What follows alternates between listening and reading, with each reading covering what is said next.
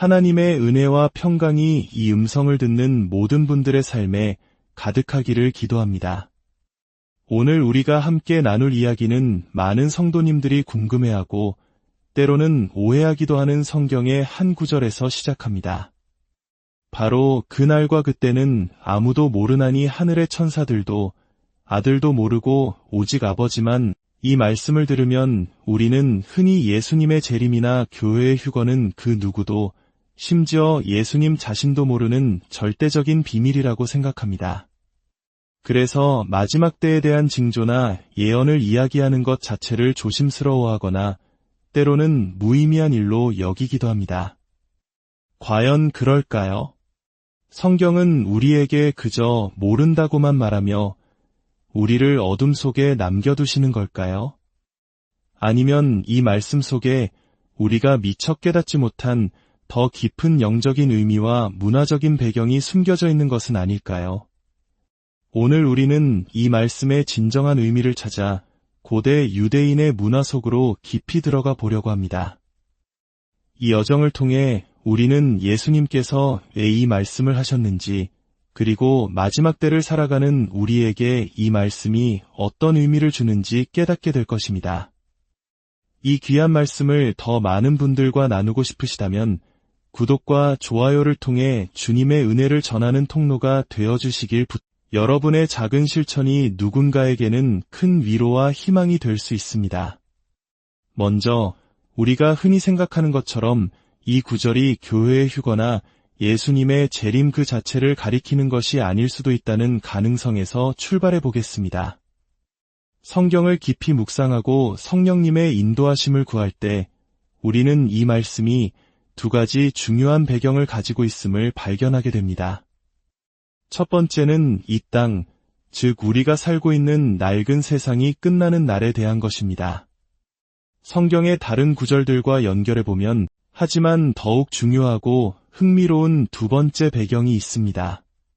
그것은 바로 고대 유대인의 결혼 풍습입니다.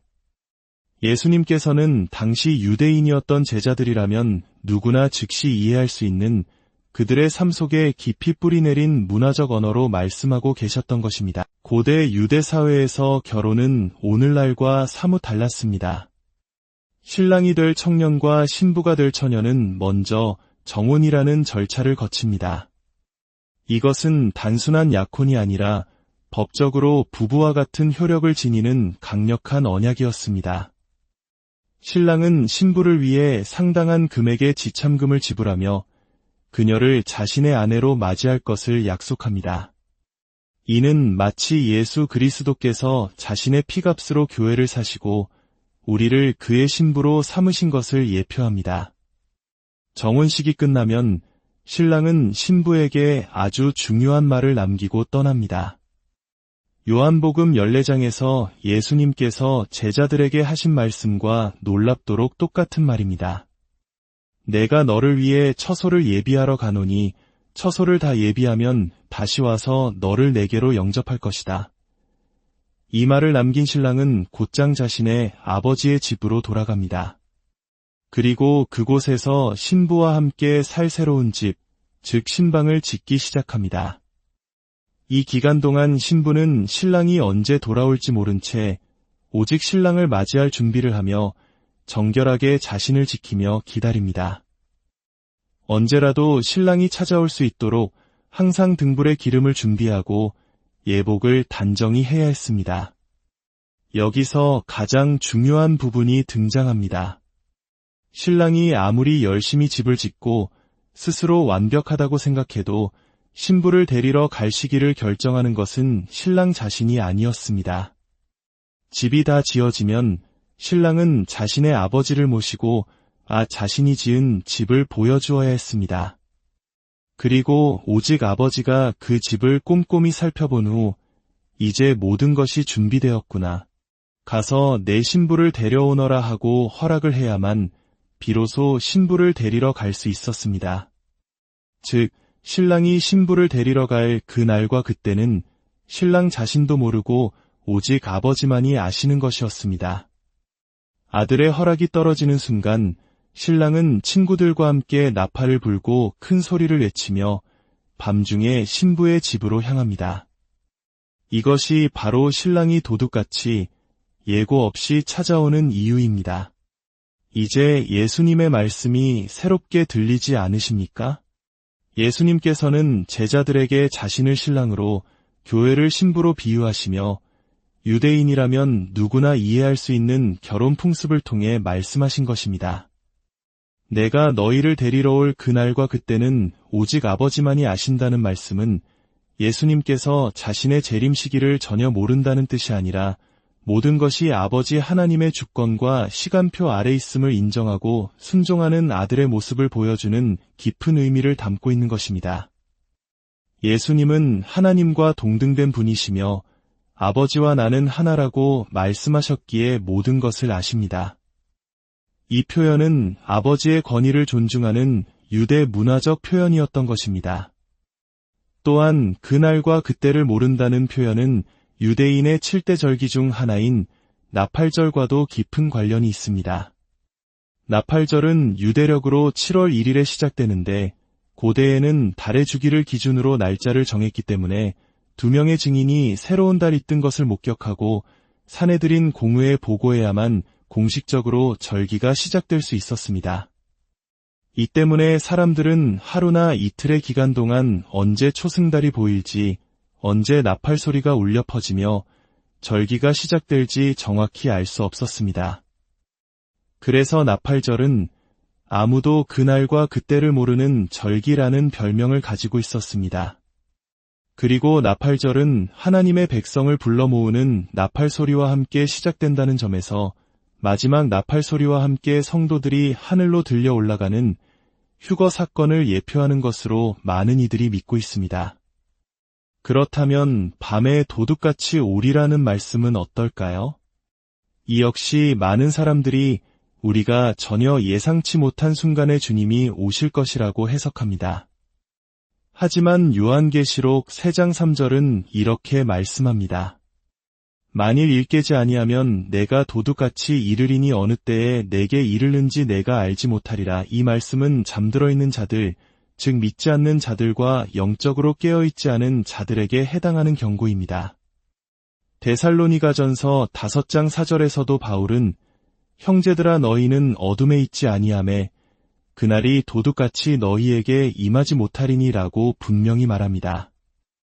깨어서 주님 오심을 기다리는 빛의 자녀들에게 주님은 결코 도둑같이 오시지 않습니다. 오히려 우리는 신랑을 기다리는 신부처럼 그분이 오시는 발자국 소리를 분별하며 기쁨으로 그날을 준비하게 될 것입니다. 어떤 이들은 마지막 때의 징조를 구하는 것은 악하고 음란한 세대가 표적을 구한다. 는 예수님의 말씀에 위배된다고 주장하기도 합니다. 그러나 이 말씀의 배경을 살펴보면 예수님께서는 수많은 기적과 말씀을 통해 자신이 메시아임을 증명했음에도 불구하고 불신과 완악한 마음으로 또 다른 표적을 요구했던 바리새인과 서기관들을 향해 하신 말씀입니다. 오늘날 우리가 겸손한 마음으로 하나님의 말씀을 상고하며 시대의 징조를 분별하려는 노력과는 본질적으로 다른 것입니다. 하나님께서는 우리가 지혜롭게 시대를 분별하며 깨어있기를 원하십니다.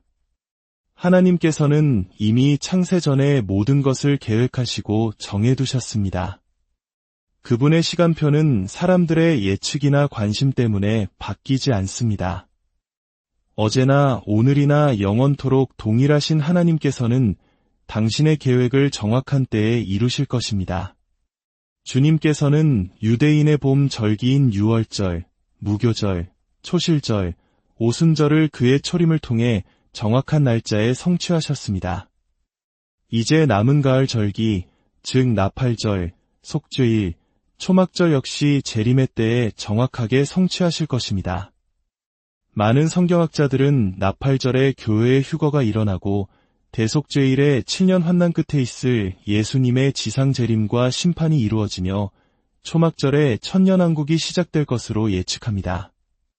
지금 우리가 목격하고 있는 수많은 시대의 징조들, 즉 전 세계적인 지진과 기상이변, 디지털 화폐의 등장, 중동의 평화협정과 제3성전 건축 준비 등은 이 모든 일이 우리 세대에 일어날 수 있음을 강력하게 시사하고 있습니다.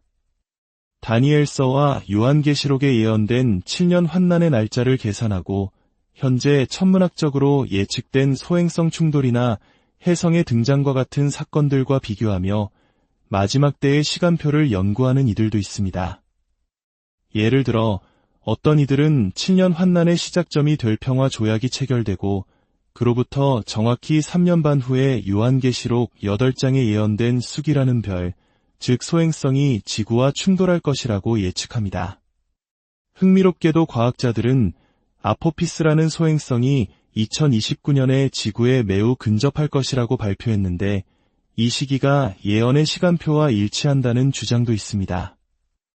또한 휴거 이후에 세상에 남겨진 사람들에게 수많은 사람들이 사라진 현상을 설명하기 위해 거대한 외계의 존재의 등장과 같은 대규모 속임수가 있을 것이라는 예측도 있습니다. 이는 사탄이 마지막 때의 사람들을 미혹하기 위해 사용할 최후의 카드일 것입니다. 세상의 지도자들은 결코 예수님이 진짜였고 기독교인들이 옳았다고 말하지 않을 것입니다. 대신 그들은 모든 것을 다른 현상으로 위장하여 남은 자들을 속이려 할 것입니다. 이러한 구체적인 날짜나 예측이 맞고 틀리고를 떠나 우리가 분명히 알 수 있는 것은 우리는 지금 그 어느 때보다 주님의 다시 오심이 가까운 마지막 시대, 바로 그 계절 속에 살고 있다는 사실입니다. 결론적으로 그날과 그때는 아무도 모른다는 말씀은 우리를 무지 속에 가두려는 말씀이 아닙니다. 오히려 고대 유대인의 결혼 풍습과 절기를 통해 모든 것의 주권이 아버지 하나님께 있음을 알리고 우리로 하여금 깨어서 신랑을 기다리는 신부처럼 항상 준비하고 있으라는 사랑의 메시지인 것입니다.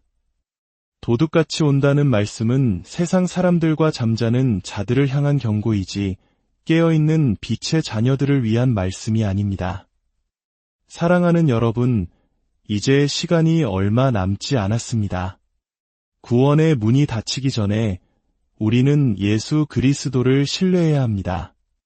우리의 과거, 현재, 미래의 모든 죄를 위해 십자가에서 피 흘려 죽으시고 장사된 지 사흘 만에 부활하신 예수 그리스도만이 천국으로 가는 유일한 길입니다. 우리의 죄가 주홍같이 붉을지라도 그분의 보혈을 믿을 때 우리는 눈과 같이 희게 될 것입니다. 구원은 100% 예수님의 은혜이며 우리의 노력은 0%입니다. 우리의 선행이나 노력으로 구원을 얻는 것은 불가능합니다. 하나님의 기준은 완전함이며 이 땅에서 완전했던 분은 오직 하나님의 아들 예수 그리스도 한 분뿐입니다. 그분이 우리 대신 하나님의 모든 진노를 받으셨기에 우리는 오직 믿음으로 말미암아 은혜로 구원을 얻는 것입니다. 이는 자랑할 것이 없는 하나님의 선물입니다. 로마서 10장 9절과 10절은 말씀합니다. 내가 만일 내 입으로 예수를 주로 시인하며 또 하나님께서 그를 죽은 자 가운데서 살리신 것을 내 마음에 믿으면 구원을 받으리라. 어린아이와 같은 순수한 믿음, 그것이 하나님께서 우리에게 원하시는 전부입니다. 아직 주님을 영접하지 않으신 분이 계시다면 지금 바로 마음의 문을 열고 예수님을 당신의 구원자와 주인으로 영접하시기를 간절히 권면합니다. 영원한 고통의 지옥이 아니라 왕의 왕, 주의 주이신 예수님과 함께하는 영원한 천국에서 우리 모두가 만나게 되기를 소망합니다. 주 예수 그리스도의 은혜가 여러분 모두에게 함께하시기를 간절히 기도합니다. 마지막 때를 살아가는 우리 모두가 깨어 준비하는 신부처럼 다시 오실 신랑 되신 주님을 기쁨으로 맞이할 수 있기를